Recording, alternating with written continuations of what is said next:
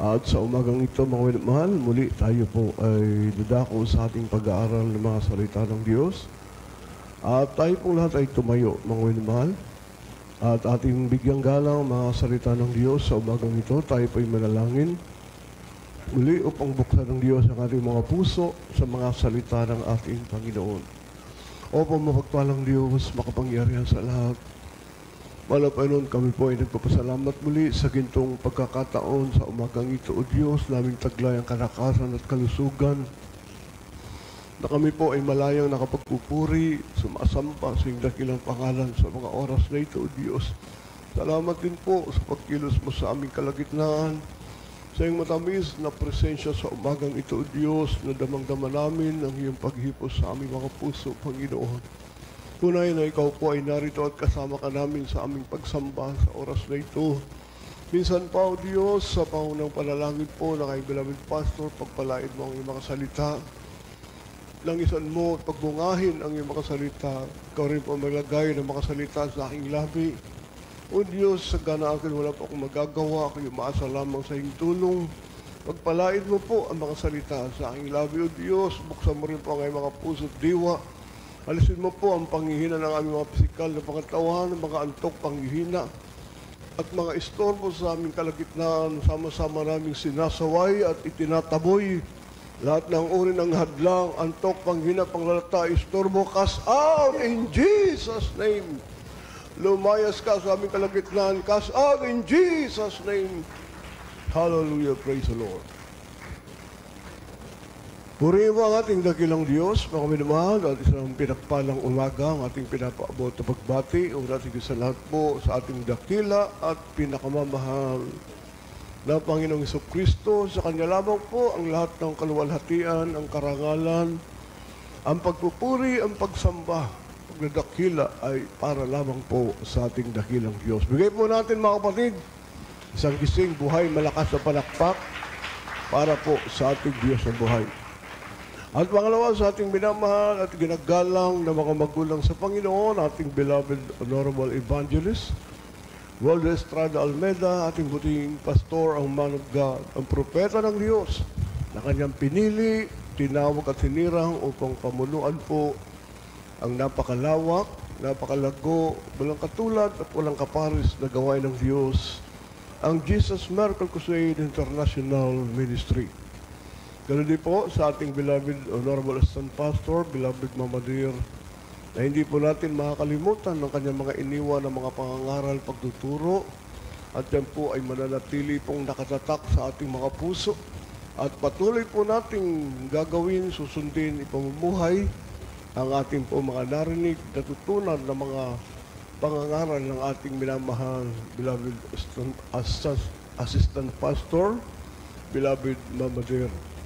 Kaya sa umagang ito, ating pong pinabot po ang pagbati sa lahat po ng ating pong minamahal na mga kapatiran, sa lahat po ng ating beloved mga co-workers, sa aking beloved family, sa lahat po ng ating pong matatapat na mga kapatiran, dito po sa Banal na Gawain Lucena Outreach, at lahat po ng kapurihan, ang karangalan, ang pagpupuri, ang pagsamba at pagdadakila, ay para lamang po sa ating dakilang Diyos. Bigay po natin, mga kapatid, minsan pa palakpakan natin ang ating pinakamamahal na Panginoon. At sa pagkakataong ito, tayo po ay tuloy-tuloy na po sa ating pag-aaral ng mga salita ng Diyos. At kunin po natin, mga kapatid, ang ating mga banal na kasulatan at masumpukan po natin dito ang ating pong teksto sa aklat po ng Joshua. Dito po sa Joshua chapter 24, basahin po natin ang verse 20. Joshua chapter 24, verse 20.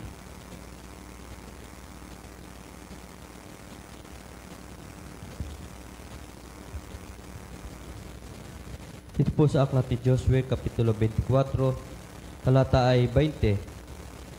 Kung inyong pabayaan ang Panginoon at maglingkod sa ibang mga Diyos, ay hihiwalay nga siya at gagawan kayo ng kasamaan at lilipulin kayo pagkatapos ng kanyang nagawan kayo ng mabuti. Amen. Palakpakan natin ang ating dakilang Diyos sa pagkabasa po ng kanyang mga salita sa umagang ito. Purihin ang ating Panginoon. Sa Diyos lamang po ang kapurihan ng karangalan.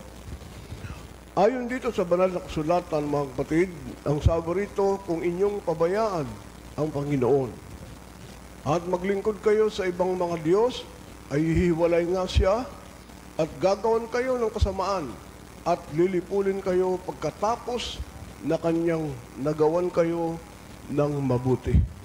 Purihin po ang ating dakilang Diyos. Ito po, mga kapatid, ay makikita natin na may kondisyon po ang Diyos sa atin.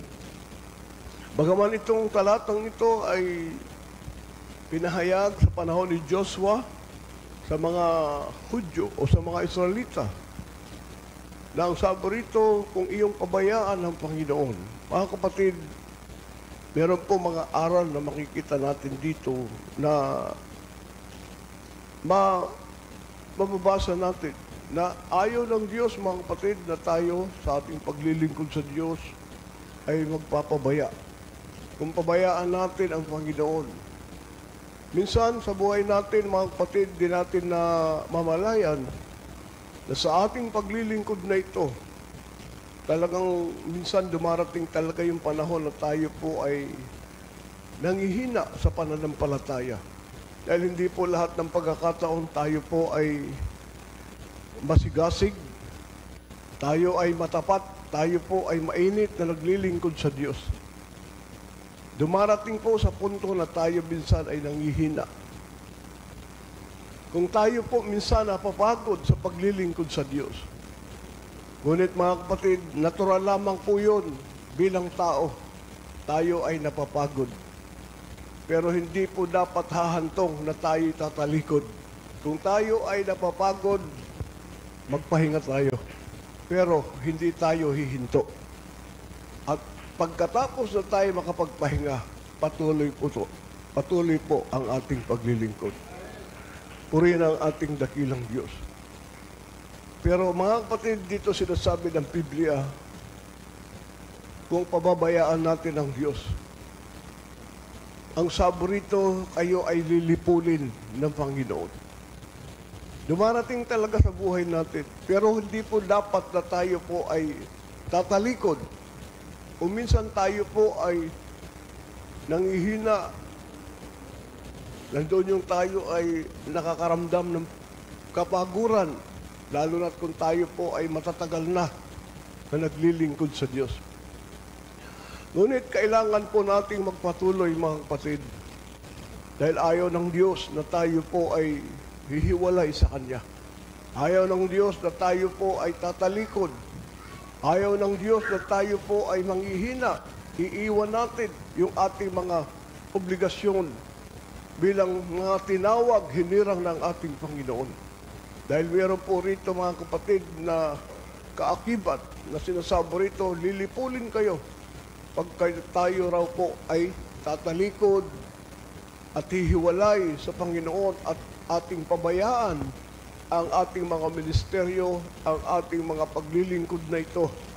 Kailangan nating magpatuloy sapagkat hindi pa tayo tapos sa ating mga ministeryo, hindi pa tapos ang ating mga tungkulin at kailangan nating magpatuloy, mga minamahal, sa ating paglilingkod. Katulad ng sinasabi ni Apostol Pablo, tinapos ko ang aking takbo. Lumaban ako ng puspusan. Iningatan ko ang aking pananampalataya. Ito ang nais ng Diyos sa ating lahat, mga kapatid, na pagkatapos na tayo ay pagpalain ng Diyos, dahil sinasabi riyan, mga kapatid, lilipulin kayo pagkatapos na Kanyang nagawan kayo ng mabuti. Napakaraming mabuting bagay na ginawa ng Diyos sa buhay po natin. At ito nawa ang dapat na magbibigay ng sigasig, ng lakas, na tayo po ay magpatuloy, na hindi po natin dapat kalimutan ang mga ginawa ng Diyos sa ating buhay.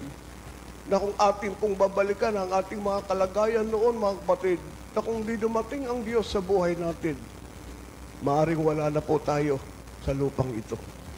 Kaya napakaraming biyaya ang Diyos sa buhay po natin. At ito nawa ang magpatatag sa ating pananampalataya.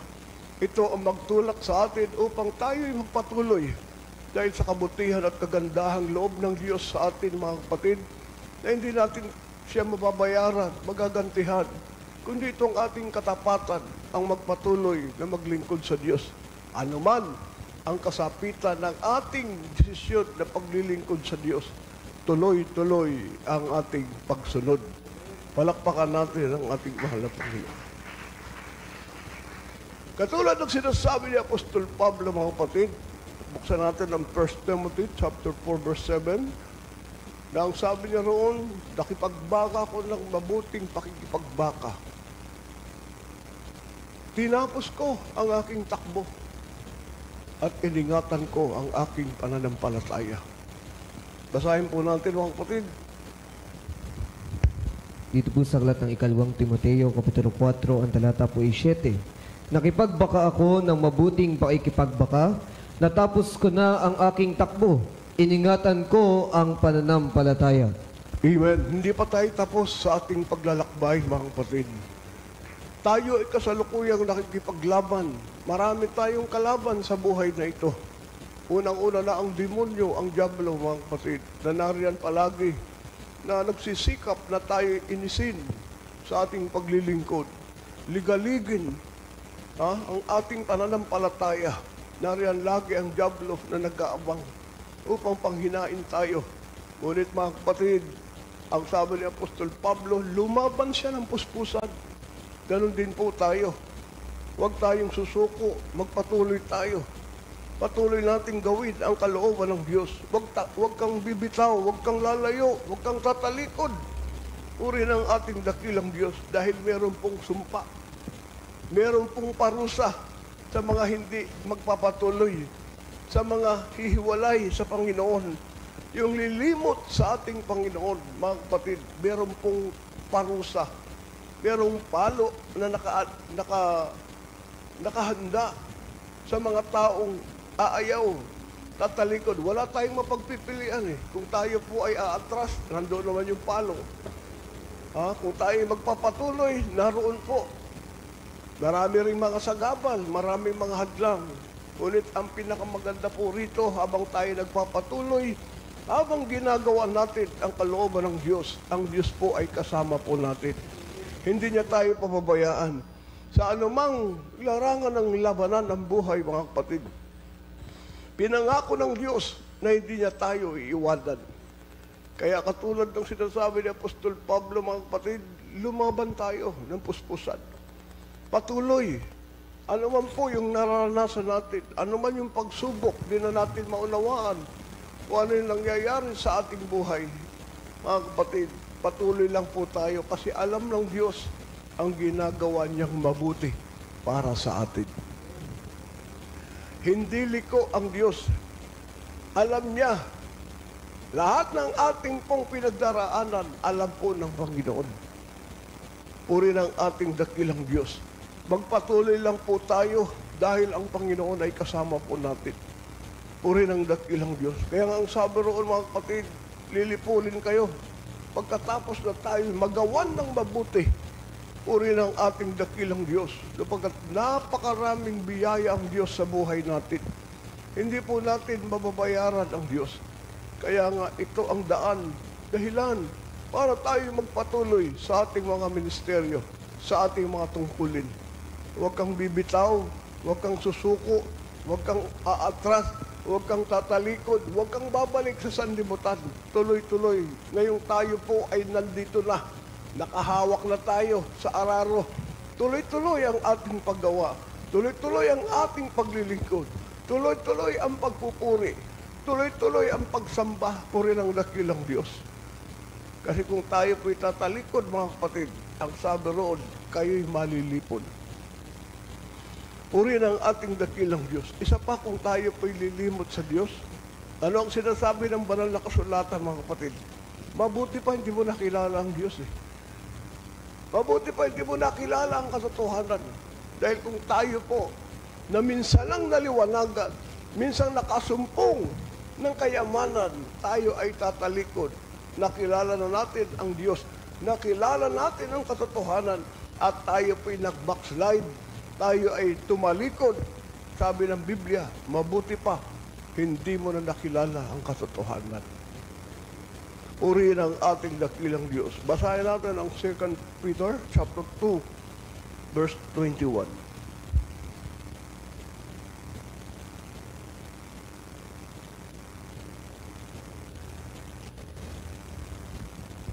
Dito po sa aklat ng ikalawang Pedro, Kapitulo 2, talatay 21.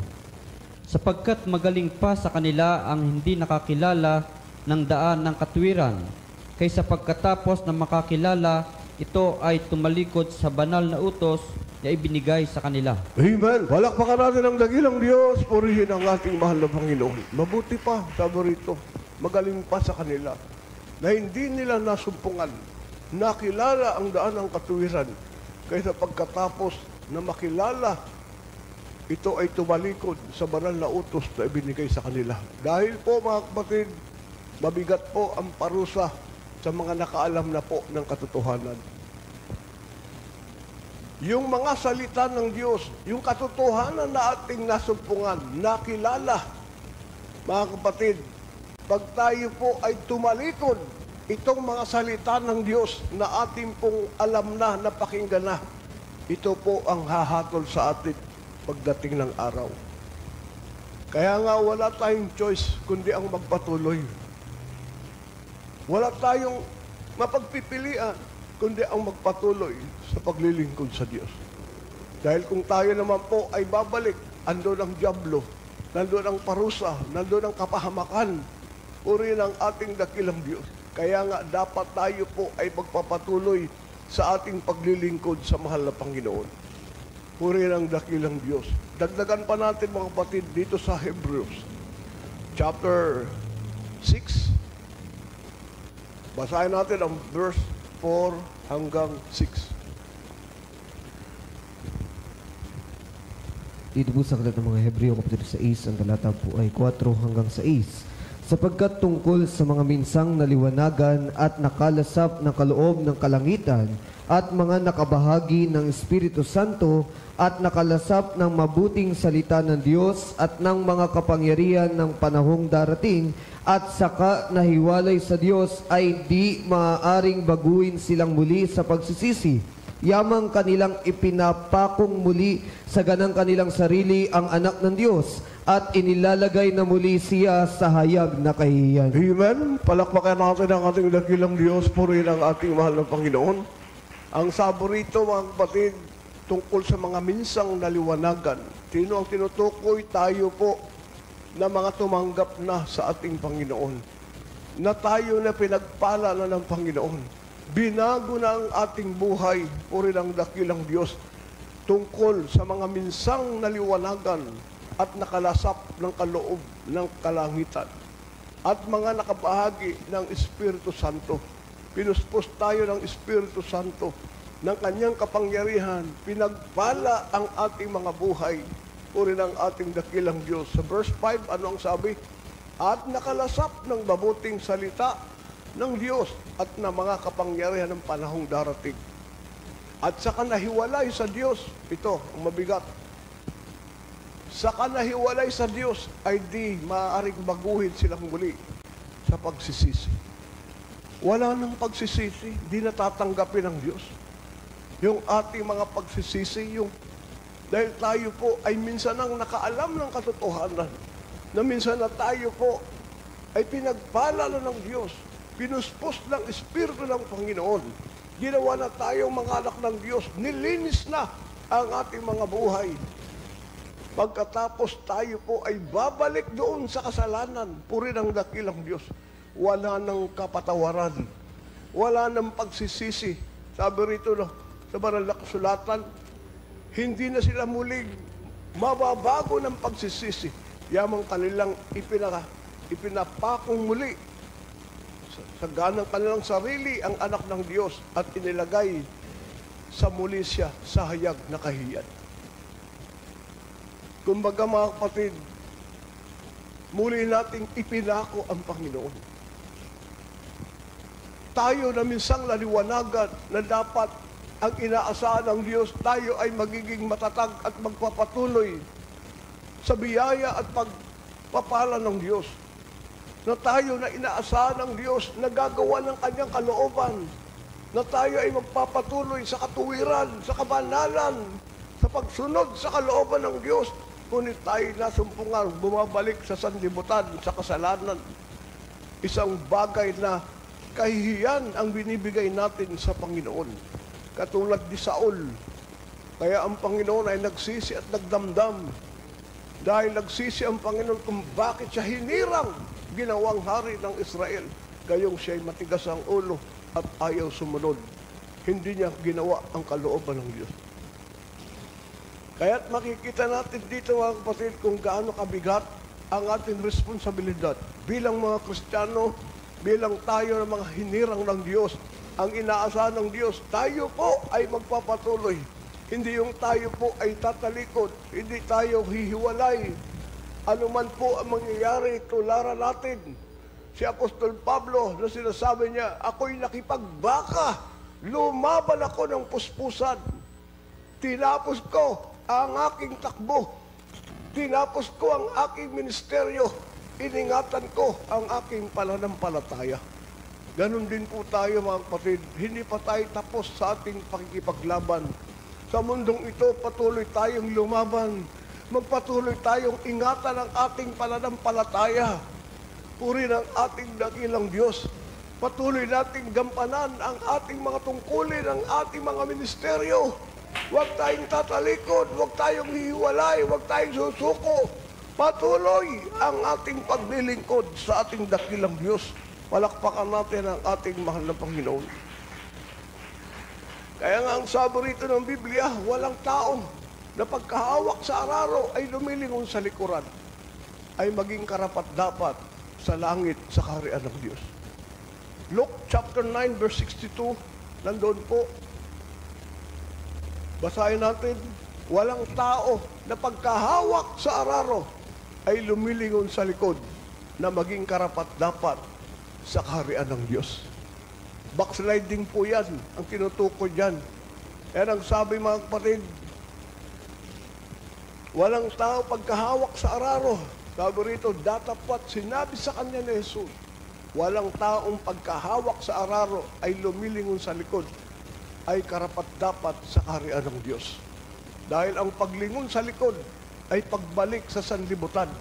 Ang paglingon sa likod, paghiwalay sa Diyos, lumalayo sa Diyos at bumabalik sa kasalanan, sa buhay na makasalanan.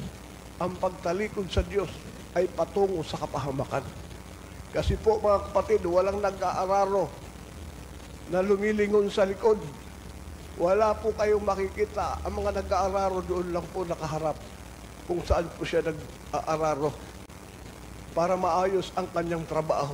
Ganon din po tayo, mga kapatid. Itutok natin ang ating puso sa ating mga tungkulin, sa ating paglilingkod, sa ating dakilang Diyos. Huwag kang lilingon sa sanlibutan. Huwag kang babalik sa sanlibutan. Katulad ng asawa ni Lot, lumingon sa likod, naging napahamak siya, naging haliging asin. Hanggang ngayon sa Israel, nandun po bilang sagisag, bilang pagpaalala na ang paglingon, ibig sabihin ng paglingon ni asawa ni Lot, hindi siya sumunod. Pagsuway niya, sabi ng anghel, huwag kayong lilingon, tuloy-tuloy ang pagtakas ninyo. Yung asawa ni Lot lumingon, napahamak siya dahil hindi sumunod. Kaya nga ang paglingon po ay paglingon sa kapahamakan. Pagbalik sa kasamaan, pagbalik sa sanlibutan, pagtalikod sa pananampalataya, paglayo at paghiwalay sa Panginoon. Yun po ang sinasabi, backsliding. Puri ng ating dakilang Diyos. At wala pong backslider na makakapasok sa kaharian ng Diyos. Kaya nga mga kapatid, magpapatuloy tayo. Yamang tayo po ay nakapagsimula na. Yamang tayo po ay nasa kalagitnaan na. Malapit na tayo sa finishing line. Malapit na dumating ang Panginoon. Malapit na tumunog ang trompeta ng Diyos. Ngayon pa ba tayo lilingon? Ngayon pa ba tayo tatalikod? Ngayon pa ba tayo hihinto? Ngayon pa ba tayo magpapahinga? wala nang pahinga. Sa langit na tayo magpapahinga. Malapit na po, dumating ang Panginoon. Kaya tutukan natin ang ating mga ministeryo. Magpakainit tayo. Tuloy-tuloy ang ating paglilingkod. Purihin ang ating dakilang Diyos. Palakpakan natin ang ating Panginoon.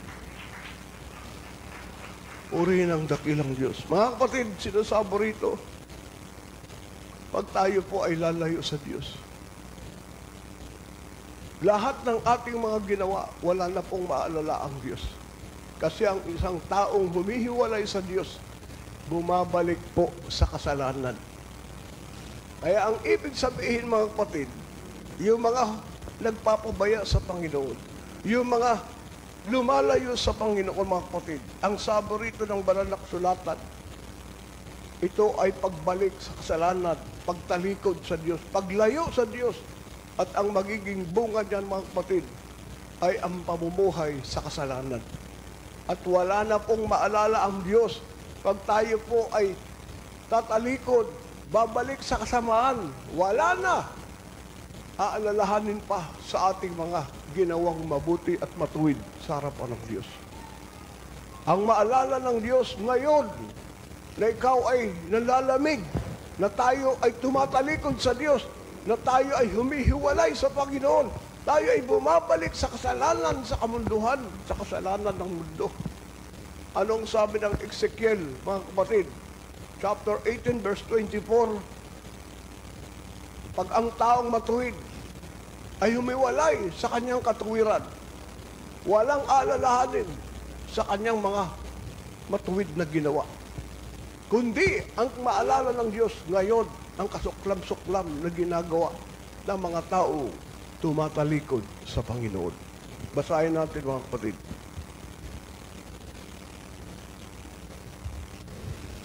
Ito po sa aklat ng Ezekiel, talata ay 24. Ngunit pagka ang matuwid ay humihiwalay sa kanyang katwiran at gumagawa ng kasamaan at gumagawa ng ayon sa lahat na kasuklam-suklam na ginagawa ng mga masamang tao, mabubuhay baga siya. Walang aalalahanin sa kanyang mga matuwid na gawa na kanyang ginawa, sa kanyang pagsalangsang na kanyang isinalangsang at sa kanyang kasalanan na kanyang ipinagkasala sa mga yaoy mamamatay siya. Amen. Balakpakan natin ang dakilang Diyos, purihin ang mahal na Panginoon. Ito po, mga kapatid, ang sabi riyan, kapag ang matuwid ay humiwalay sa kanyang katuwiran. Sino ang tinutukoy? Ang mga Kristiyano na naglilingkod sa Diyos. Na minsan na tayo ay naliwanagan ng katotohanan. Tayo ay naging matuwid sa harapan ng Diyos. Sa maraming taon na tayo po ay naging tapat, masigasig, na naglilingkod sa Diyos. Ngunit pagkaraan ng maraming taon naman na ito, tayo ay nanghina, tayo ay nanglupaypay, tayo ay bumabalik sa sanlibutan. Naku po, ang sabi rito, walang aalalahanin sa kanyang mga ginawang katuwiran, kundi ang makikita ng Diyos, mga kapatid, ay yung ginagawa niyang pagsalangsang, pagbalik sa kasalanan sa sanlibutan. Mabigat ang parusa, mga kapatid. Kaya nga habang tayo nandito na tayo sa paglilingkod, lubos-lubusin na po natin, magpatuloy po tayo. Huwag na tayong babalik doon sa buhay na makasalanan. Tayo ay may kaligtasan na. Ang ating mga pangalan nakasulat sa aklat ng buhay. Huwag nating pabayaang mawala ang ating kaligtasan. Huwag nating pabayaan na maagaw ang ating gantimpala. Puri lang ating dakilang Diyos. Kaya't lumaban tayo ng puspusan. Magpatuloy tayo. Ano man ang ating pong kinasasapitan, ano mang problema o mga pagsubok, mga hadlang sa paglilingkod na ito sa ating dakilang Diyos, baliwala yan, mga kapatid. Magpatuloy tayo. Walang makapaghiwalay sa atin sa paglilingkod sa Panginoon. Sabi ng banal na kasulatan, ano bang mga tiisin sa buhay na ito ay hindi po maikukumpara sa kaluwalhatiang mahayag sa atin. Pagdating po ng panahon, mga kapatid, at sila po na mga nagtagumpay, sila na nagpatuloy, katulad ni Apostol Pablo, tinapos niya ang kanyang ministeryo. Ganon din sa ating minamahal na mga magulang sa Panginoon. Pinakita sa atin ang kanilang katapatan, ang kanilang katapangan sa paglilingkod sa Diyos. Walang demonyo pagsubok nagtagumpay. Sila'y lumaban ng puspusan hanggang nagtagumpay. Ganon din po tayo, mga minamahal. Kaya yung pagtitiis natin dito, yung mga kahirapan, yung mga pagsubok, mga pag-uusig nating naranasan sa buhay na ito, baliwala ikumpara sa kaluwalhati ang mahayag sa atin sa kabilang buhay. Roman chapter 8 verse 18, nandoon po, basahin po natin. Dito po sa aklat ng mga taga-Roma, Kapitulo 8, ang talata po 18. Sapagkat napatutunayan ko na ang pagtitiis sa panahong ito'y hindi karapat-dapat maitumbas sa kaluwalhatiang mahayag sa atin. Amen. Walakpakan natin ang dakilang Diyos. Purihin ang ating mahal na Panginoon. Ano mang pagtitiis sa buhay na ito, may karamdaman ka, inuusig ka, nasa kahirapan ka ng buhay. Ano man ang nangyayari sa buhay natin, mga kapatid, tuloy lang po ang paglilingkod. Magtiyaga tayo at magtiis sapagkat sabi rito, ang mga pagtitiis sa panahon ito hindi karapat-dapat. Ni katitig, sabi ng mga pastor, hindi maikukumpara. Ang kaluwalhatian, ang mga kayamanan, ang pagpapala, ang kaligtasan na naghihintay sa atin sa kabilang buhay. Na sa langit, wala nang pagluha. Sa langit, wala lang pagsubok. Sa langit, wala lang karamdaman, walang sinumpa. Puri lang dakilang Diyos. Walang kalungkutan, walang panambitan. Doon ay pawang kagalakan, kapayapaan. O, purihin po ang ating dakilang Diyos. Kaya po mga kapatid, lagi tayong magpakatatag, magpakatibay sa mga pangako ng Diyos. Sa buhay na darating na naghihintay sa atin sa kabilang buhay.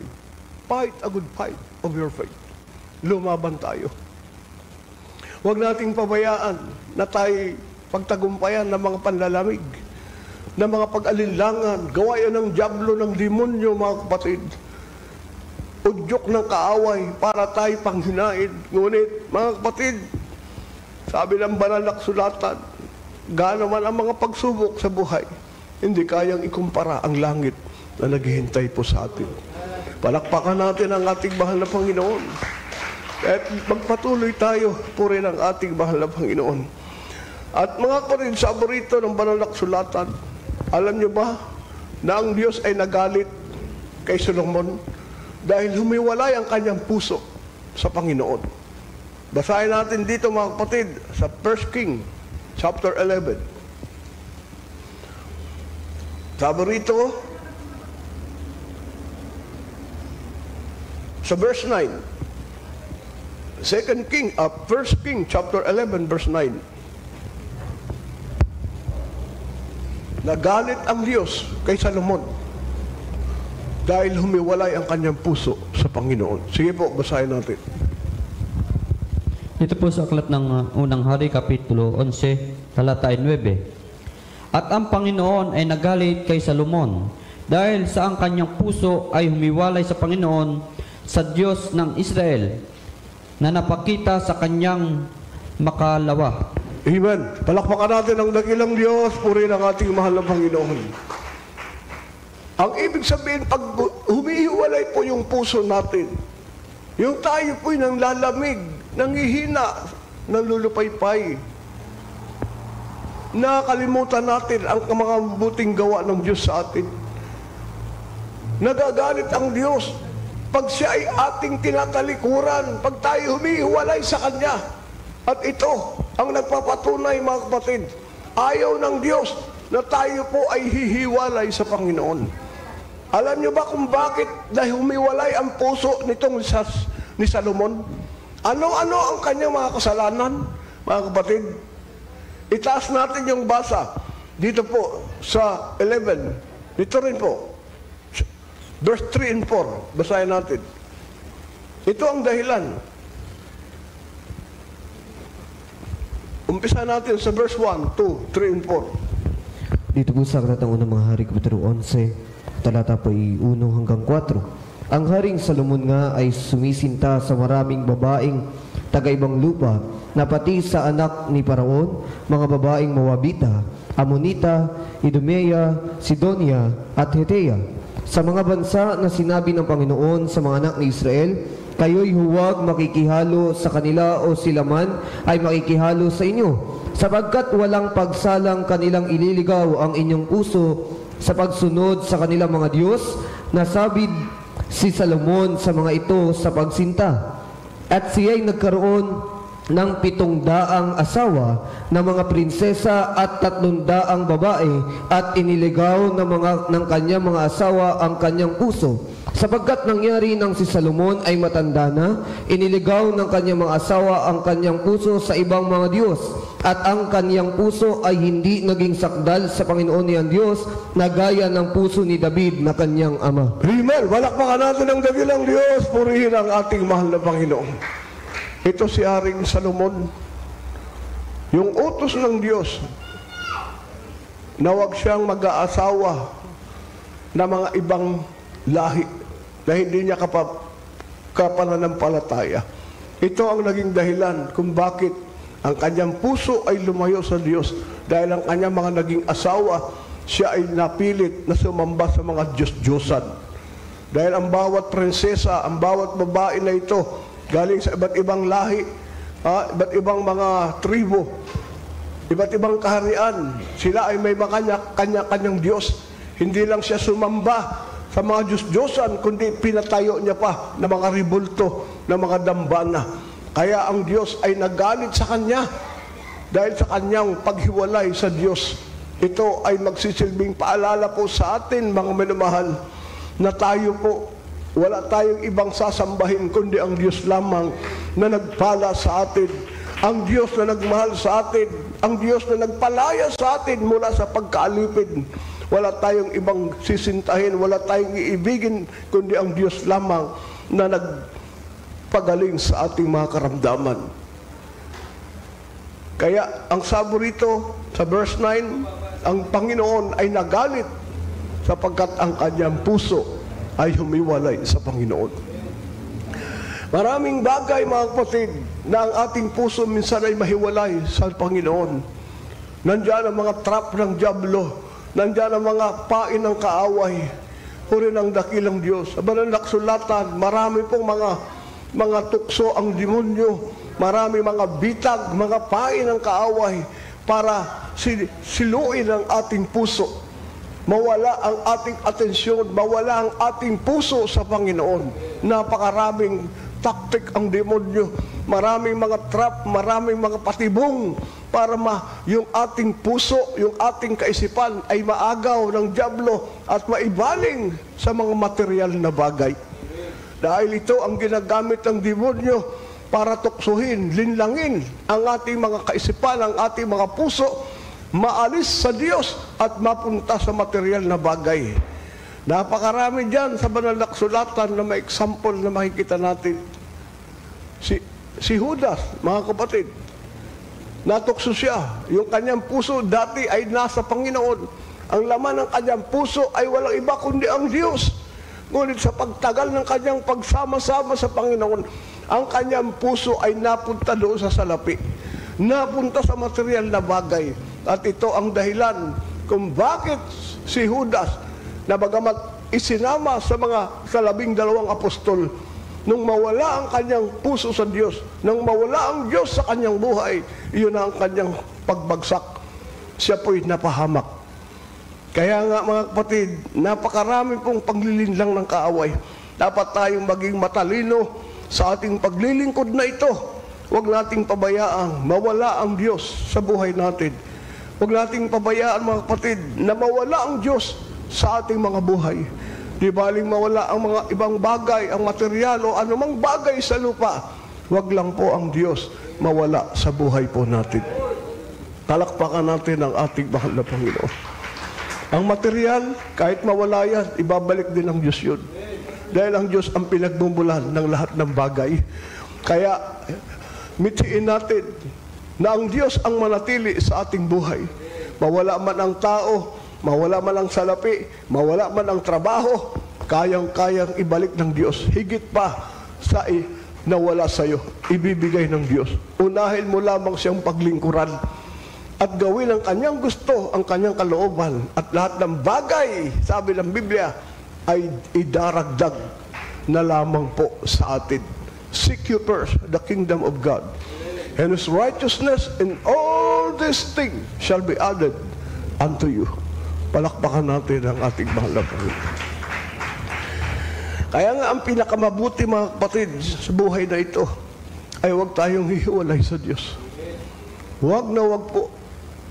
Siya ang number one sa ating buhay. Purihin ang ating dakilang Diyos. Kaya nga, mga kapatid, sa ating pag-aaral na ito ay sinasabi ng banal na kasulatan na ang pinakamahalaga sa buhay na ito kundi ang Diyos. Na huwag siyang mawala sa ating mga buhay. Purihin ang ating dakilang Diyos, sapagkat kung mawawala ang Diyos, lahat ng bagay ay mawawala. At ang pinakamadelikado rito, mga kapatid, ay yung mga pagpalo ng Diyos, yung sumpa. Alam niyo ba ang sinasabi ng Biblia na ang ating mga pagtalikod, ito ay magbubunga ng pagpalo ng Diyos. Pag tayo'y lumalayo, napakarami na pong napalo. Yung iba ay hindi na nakasurvive. Yung iba ay natuluyan. Purihin ang ating dakilang Diyos. Dahil ang ating Panginoon ay namamalo.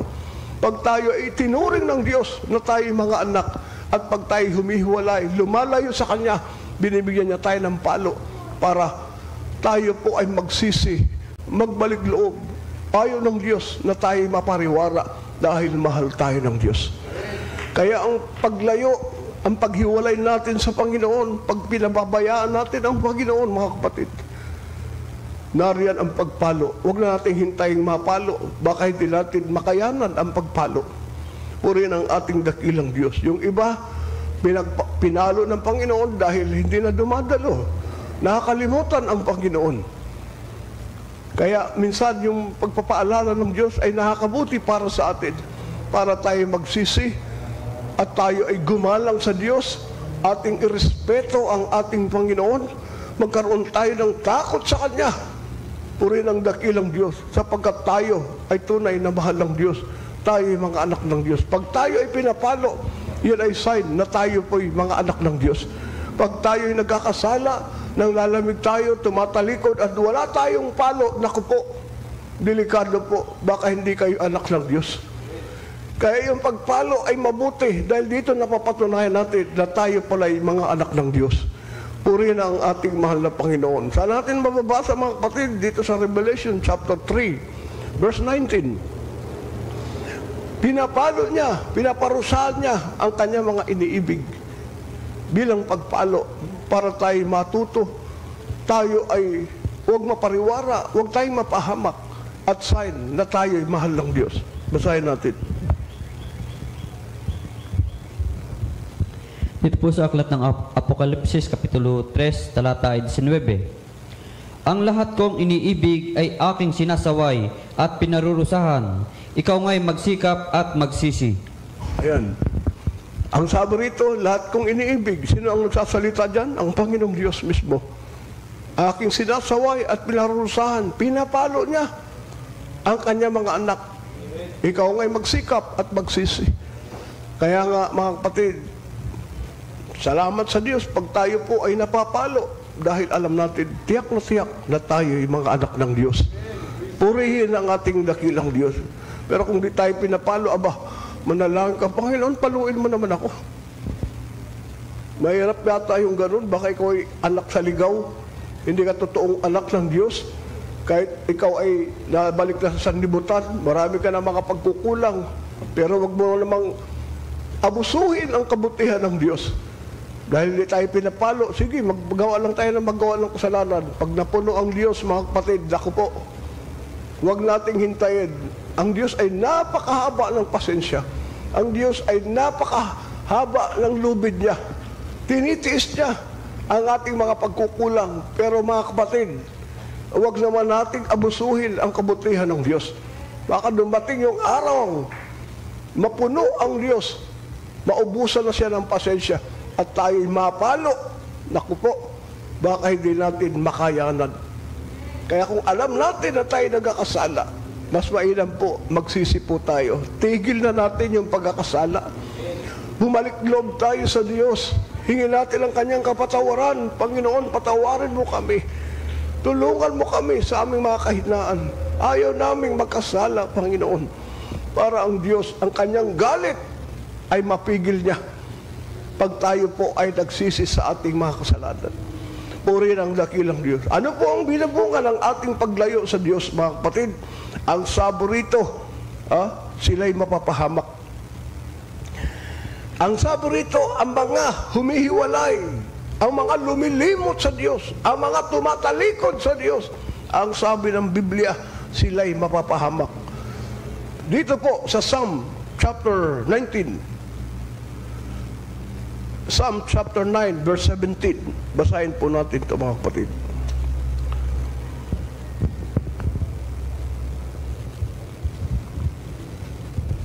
Dito po sa Aklat ng mga Awit, Kapitulo 9, ang talata po ay 17. Ang masama ay mauuwi sa Sheol, pati ng lahat ng mga bansa na nagsisilimot sa Diyos. Silang nagsisilimot sa Diyos, ang kanilang patutunguhan ay kapahamakan. Sheol, ang ibig sabihin, impyerno. Kaya nga, mga kapatid, wala pong makakapasok sa langit na mga backslider na tumatalikod sa pananampalataya. Ito'y napakaliwanag, mga kapatid. Ang masama ay mauwi sa Sheol. Ang mga masama ay mapupunta sa impyerno. Pati ng lahat ng mga bansang nagsisilimot sa Diyos. Kahit bansa ang tinukol dyan, kung pwede natin i-apply sa ating mga Kristiyano. Bilang tao, mga kapatid, ang mga taong lumilimot sa Diyos, bumabalik sa kasalanan, kasamaan, sabi riyan, ang kanilang patutunguhan ay kapahamakan sa impyerno.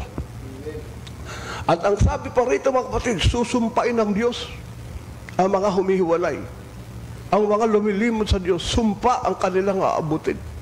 Dito, sa Jeremiah chapter 17, verse 13, sabi rito, mga kapatid, umpisan natin dito sa verse 5 muna. Verse 5, talo natin sa 17.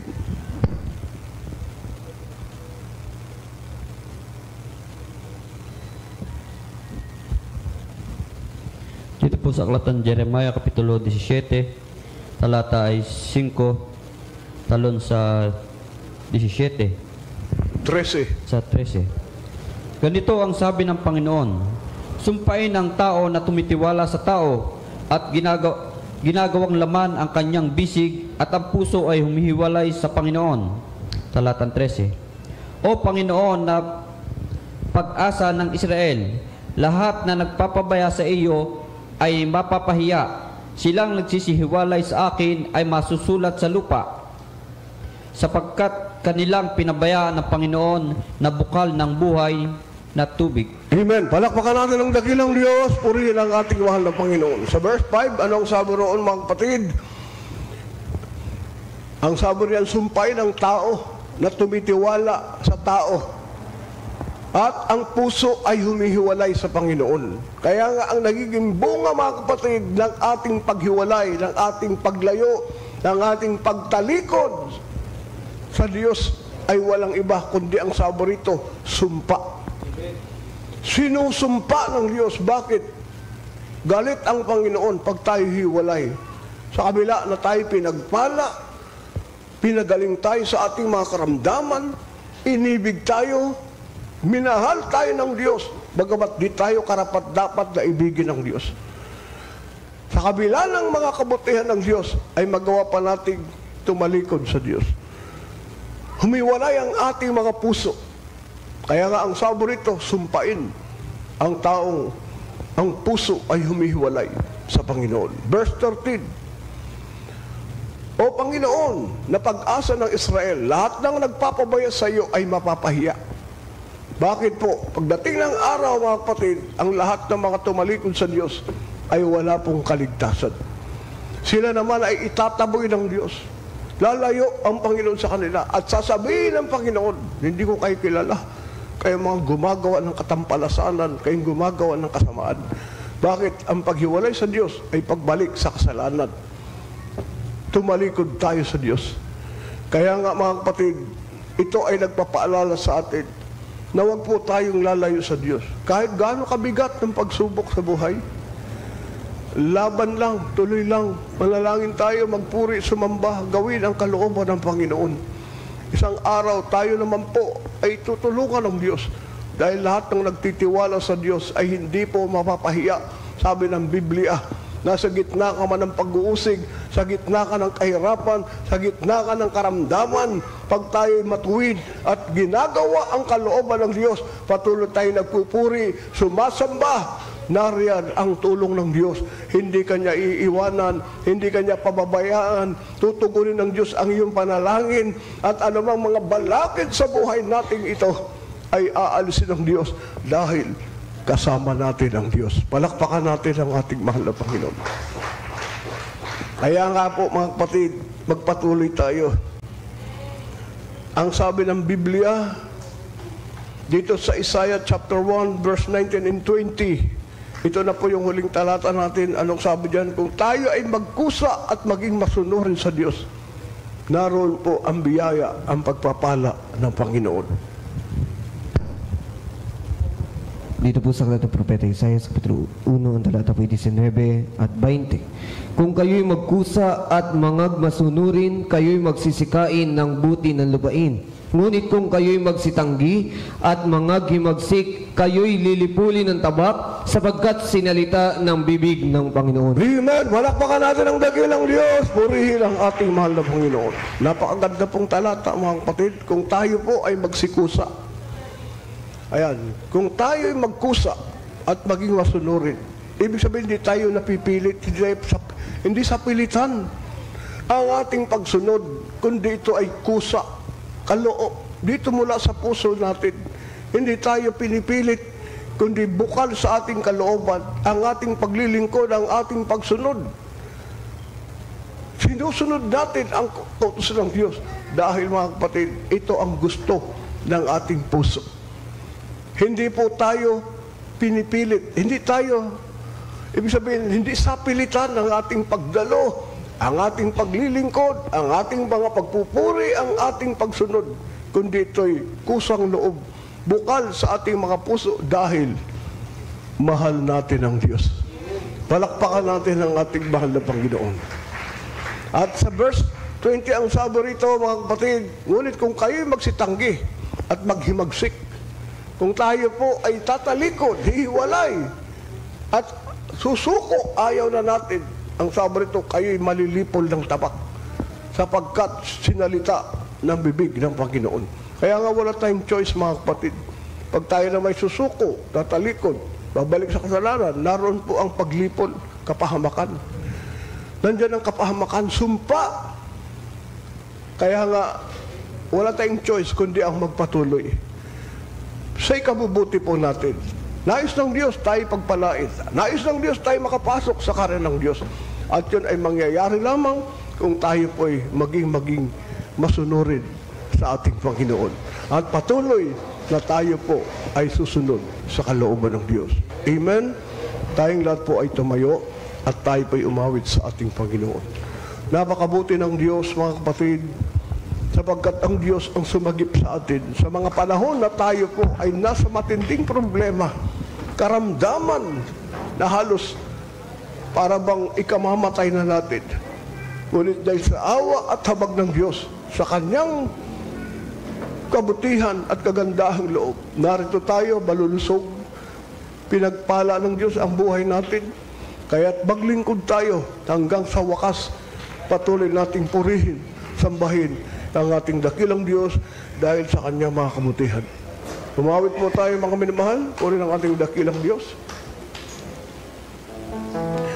Habang tayo maawit mga minamahal, pasalamatan natin ang Diyos. Huwag tayong lalayo sa Diyos. Patuloy tayo maglingkod mga kapatid. Panginoon, kay buti mo sa akin. Mabuti ang Diyos, mga minamahal. Huwag tayong lalayo sa Diyos. Huwag tayong tatampo sa Diyos. Patuloy tayong maglingkod sa Kanya. Hindi niya tayo pababayaan.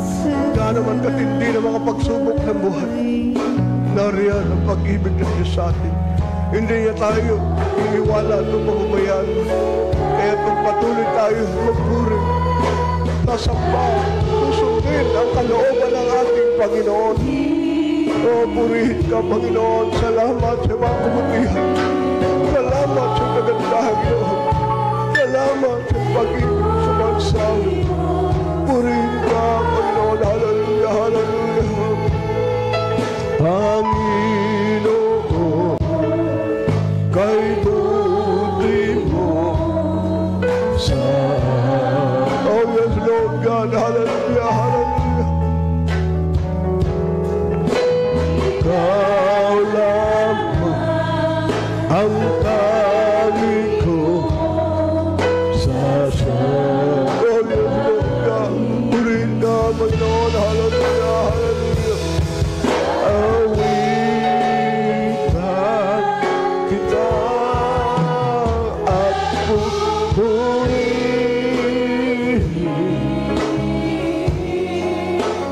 Panginoon. Oh, yes, Lord God. Hallelujah, hallelujah. Aking awitan kita at pupurihin,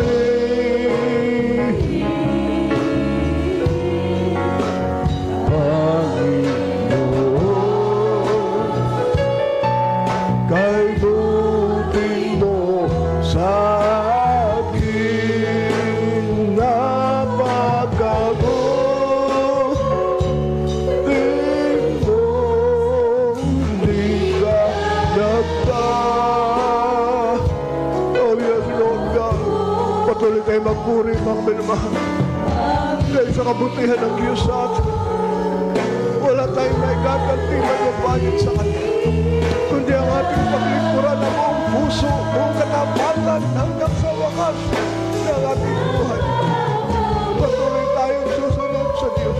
Patuloy natin siyang paglilingkuran. Patuloy natin siyang sasambahin. Purihin ang ating dakilang Diyos sa umagang ito. Purihin ka, Panginoon. Buti mo sa akin, napakabuti mo, di ka nagba. Oh, yes, Lord. Purihin ka, Panginoon. Hallelujah, hallelujah. Luwang hapin ka. Oh, yes, Lord God. Hallelujah. Patuloy tayong umawit. Patuloy tayong magpuri sa ating Diyos na buhay. Hallelujah, hallelujah.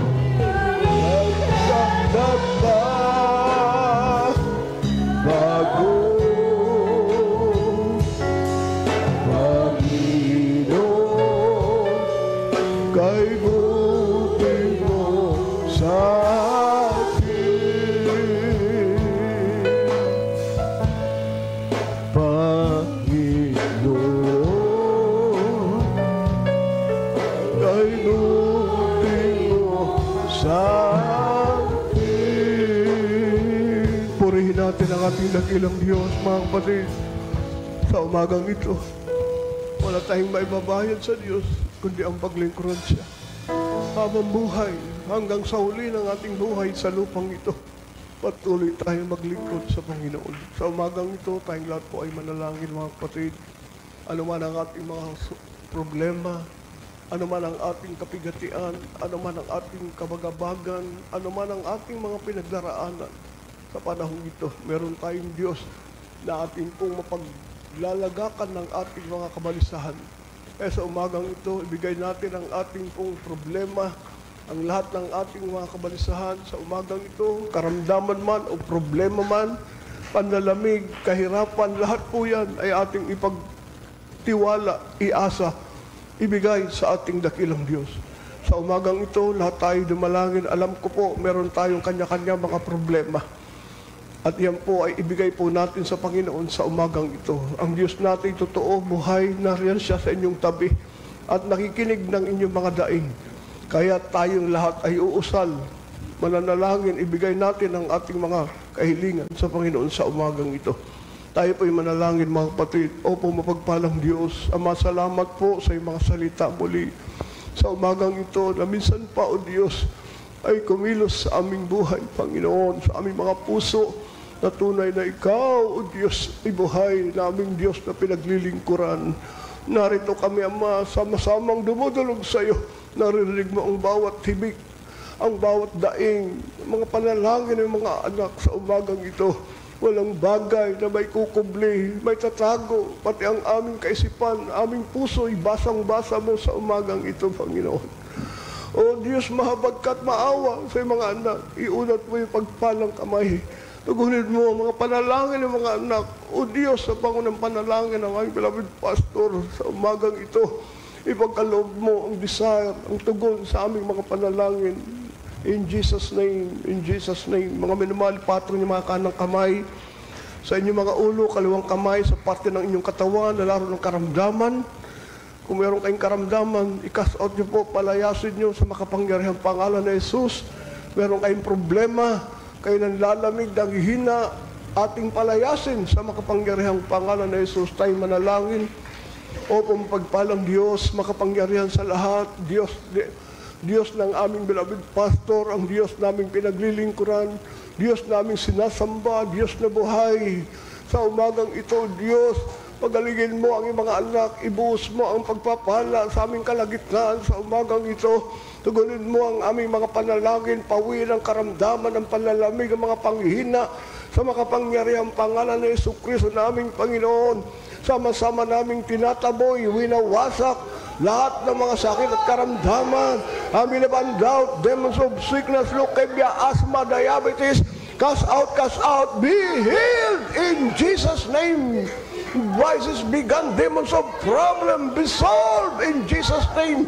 Malutas lahat ng mga problema, demonyo ka ng kahirapan, panlalamig, paghihina, hadlang sa mga pagpapala ng mga anak ng Diyos. Cast out, cast out, cast out! In Jesus' name, layas in Jesus' name, cast out in Jesus' name, in Jesus' name. Hallelujah, hallelujah, hallelujah, praise the Lord. Tayong lahat po ay tumayo, mga kapatid, at tayo po ay tatalon 3 beses kasabay ang hallelujah, praise the Lord, bilang pasalamat na nariyan na po ang katugunan ng ating mga panalangin. Huwag po tayong magduda, huwag tayong mag-alinlangan. Sabi ng Biblia, anuman ang inyong hiningi, pinanalangin, maniwala kayo at sumampalataya na yan ay natanggap nyo na at matatanggap nyo nga. Purihin ang ating dakilang Diyos. Kaya sa umagang ito, tatalon tayo bilang pasalamat. Nariyan na po ang tugon ng ating mga request. Tayo po ay tumalon 3 beses, kasabay po ang hallelujah, praise the Lord. Hallelujah! Hallelujah! Hallelujah! Hallelujah! Purihin ka malupot.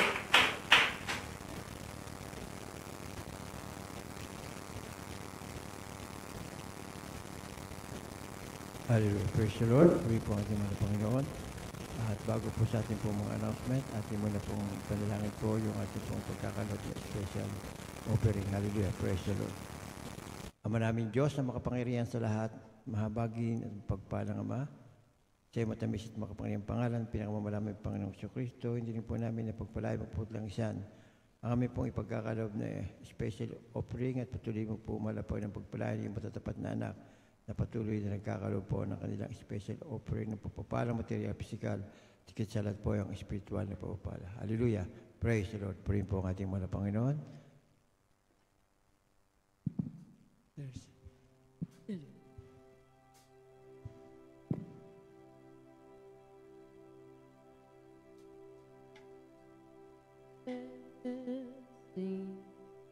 This is the promise of love. There shall be seasons refreshing,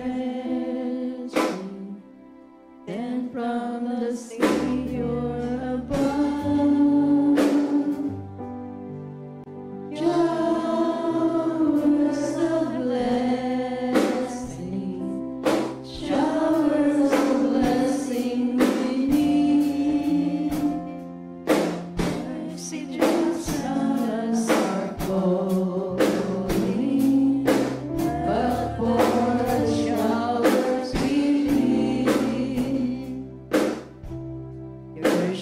be showers